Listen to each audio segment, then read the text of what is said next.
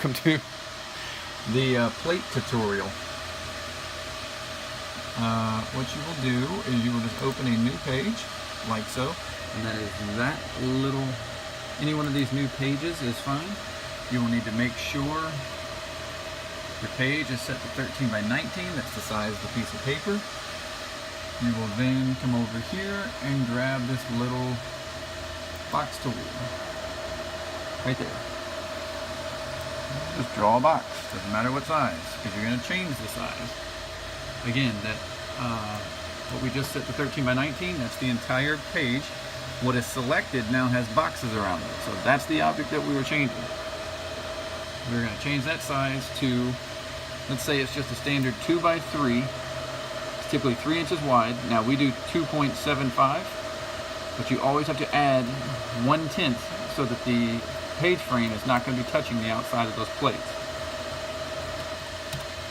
So what that is 2 3/4 by 5/8 with 1/10 added to each, so that the page frame is a little bit larger than what the plate's going to be.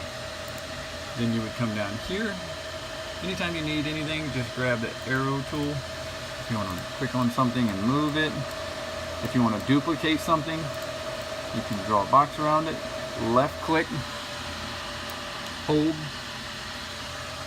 drag it on your screen.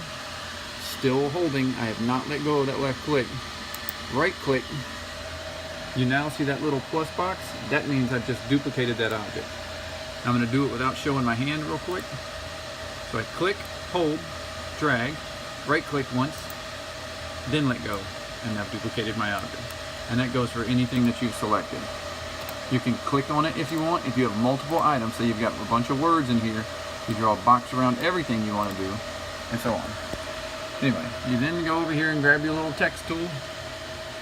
There's my arrow right there. So my text is now selected. I just click and type blah blah blah blah blah blah blah.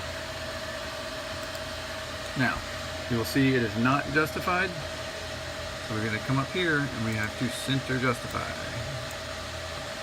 It is now center justified. Font size is almost always 12 depending on the font. This key right here is kind of weird, but P centers it to the page. Like this, hit P, and the text is now centered inside that plate. Because it's only 2 lines and a bunch of gobbledygook, I can come up and highlight the font size and make it a little bigger if I want. And I'm still in good shape. I still got plenty of room. I'm just eyeballing it to make sure it's not going to touch the sides. And you're good to go. You would then, if you were printing that, you would bring that up here to the top of the page and print it out if you just had one. If you've got several to do, then you do the multiplication of whatever that is times the number of plates. Let's say you have 5. Well, 0.625 times 5 is 5.625. So 5.725 is my page frame. Okay. Now I drag that down. I would just eyeball this. You can actually do the measurements later if you want, but I just eyeball it. Come up here. This little booger, transformations window, Docker window, is right there. This is going to allow us to duplicate that, negative 0.625, and hit apply. When I click apply, oh, look at there. All the way down. Now I can just come in, highlight, and make my changes. That's how you do a plate. I also, last little tidbit, say I've just got this to print on a page. This right here, highlight that. That's your angle of rotation of the object selected. Everything is selected. I changed it to 90. If I click it, it's going to turn it sideways. That way I just use less paper. Don't really care. You guys are just happy getting your plates done. There you go. That's how you would do plates. If you need to import a graphic, simple thing, right click, import. Bring it in. Right now it's in job files in the logos file. Let's say you need Aquaman. You need to put that on a plate. Well, there you go. And now you can size to fit. There are several things that can happen, like that right there.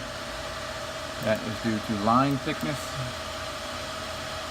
So that is over here. You won't really fool with this. I'm not even gonna, that's way too complicated. You won't deal with anything like that. But if you did, this is where you would go and just change it to hairline, outline, 0.5. Just play around with the thickness to whatever you need, and it'll reduce the thickness of those lines. But you won't ever deal with that. Not in this segment. And what else might you need to know about plates? Anytime you print on white, if you're doing or doing color, so you're printing these in red, what you would do is come over here, you have it selected. Over here, pick a color, blue. It is now blue. Pick a yellow, and so on. Oh, I gotta go. But if you print, you must peel and tape it down, regardless of what material you're using. White is always peeled.